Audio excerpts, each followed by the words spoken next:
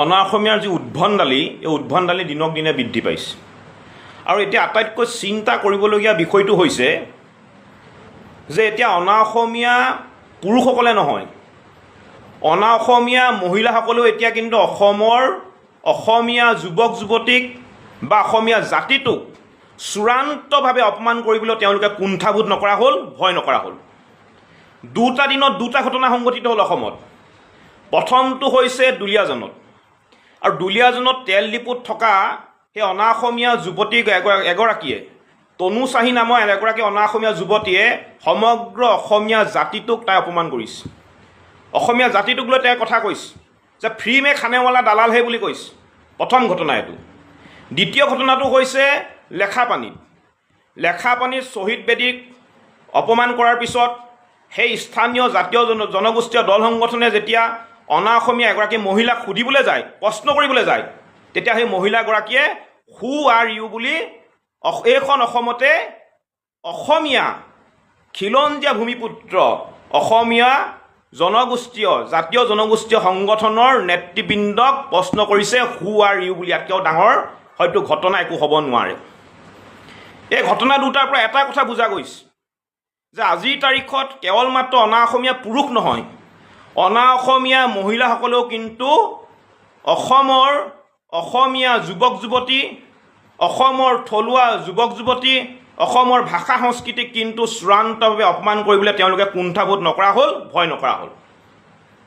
আৰু এতিয়া আমাৰ প্ৰশ্নটো হৈছে এইটো যে তনু চাহীক কেতিয়া গ্ৰেপ্তাৰ কৰিব? সমগ্ৰ অসমীয়া জাতিটোক অপমান কৰা তনু চাহীক অসম আৰক্ষীয়ে কেতিয়া গ্ৰেপ্তাৰ কৰিব? আৰু তনু চাহীক গ্ৰেপ্তাৰ কৰিব লাগিব।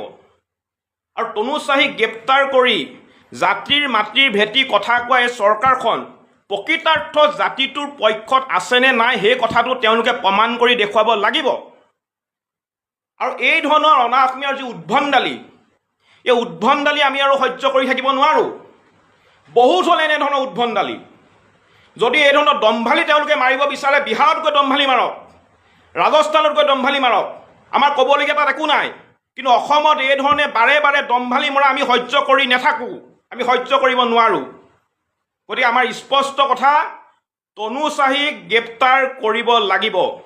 আৰু অসম আৰক্ষীয়ে তনু চাহীক গ্ৰেপ্তাৰ কৰি প্ৰকৃতাৰ্থত অসম আৰক্ষী যে অসমীয়াৰ পক্ষত আছে, এই চৰকাৰখন যে অসমীয়াৰ পক্ষত আছে, সেই কথাটো কিন্তু প্ৰমাণ কৰি দিবৰ কাৰণে আমি দাবী উত্থাপন কৰিছোঁ। লগতে আৰু এটা কথা ক'ব বিচাৰিছোঁ, এতিয়া এখন ৰচনা মেলিবলৈ আৰম্ভ কৰে অনা অসমীয়া। এতিয়া এইবিলাক ঘটনা হ'লে এখন ৰচনা মেলিবলৈ আৰম্ভ কৰে। যেতিয়া অনা অসমীয়া জাতিটোক লৈ যেতিয়া বিৰূপ মন্তব্য কৰে, যেতিয়া সাংবাদিকে প্ৰশ্ন সুধিবলৈ যায়, তেওঁলোকে তেতিয়া ক'বলৈ আৰম্ভ কৰে, মোৰ মা বাপ ইয়াত 50 বছৰ আছিলে, আমিতো অসমীয়া হৈ গ'লোঁ, মোৰ মা বাপ ইয়াত 50 বছৰ আছিলে। যি অনা অসমীয়াই 50-60 বছৰ থাকি অসমীয়া ভাষাটো শুদ্ধকৈ ক'বলৈ নিশিকিলে, যি অনা অসমীয়াই 50-60টা বছৰ থাকি অসমৰ সংস্কৃতিটোক আঁকোৱালি নল'লে, সেই অনা অসমীয়াই কেনেকৈ কি কাৰণত অসমীয়া হ'ব পাৰিব? এতিয়া প্ৰশ্ন হৈছে, মই 50-60 বছৰ বিহাৰত গৈ থাকিলোঁ বুলি বিহাৰৰ চৰকাৰে কি মোক বিহাৰী বুলি স্বীকৃতি প্ৰদান কৰিব নেকি? মই 50-60টা বছৰ নাগালেণ্ডত থাকিলোঁ বুলি নাগালেণ্ড চৰকাৰে কি মোক নগা বুলি স্বীকৃতি প্ৰদান কৰিব নেকি? গতিকে অনা অসমীয়াৰ এই ধৰণৰ যিবিলাক ৰচনা, এই ধৰণৰ মানুহক বুৰ্বক বনোৱা যিবিলাক কাহিনী, এই কাহিনীবিলাক বন্ধ কৰিব লাগে। আৰু তৃতীয়তে আৰু এটা কথা ক'ব বিচাৰিছোঁ যে আমি এই দুটা দিনত আমি দেখা পাইছোঁ, ইমান ডাঙৰ দুটা দিনত ইমান ডাঙৰ ঘটনা হৈ যোৱাৰ পিছতো অসমত থকা যিবিলাক অনা অসমীয়া সংগঠন আছে, মাৰোৱাৰী পঞ্চায়ত, মাৰোৱাৰী যুৱ মঞ্চ, এইবিলাক অনা অসমীয়া সংগঠনে কিন্তু আজিৰ তাৰিখলৈকে অসমীয়াৰ পক্ষত থাকি অসমীয়াৰ হৈ মাত মতা আমি দেখা পোৱা নাই। গতিকে অসমত থাকি সংগঠন কৰি যদি অসমীয়াৰ পক্ষত তেওঁলোকে অৱস্থান নলয়, তেনেহ'লে তেনেকুৱা অনা অসমীয়া সংগঠন আমি সম্পূৰ্ণৰূপে অসমত বন্ধ কৰি দিম বুলি পুনৰ আপোনালোকৰ আগত এই বাৰ্তা আমি দিবলৈ এইটো ভিডিঅ' প্ৰেৰণ কৰিছোঁ।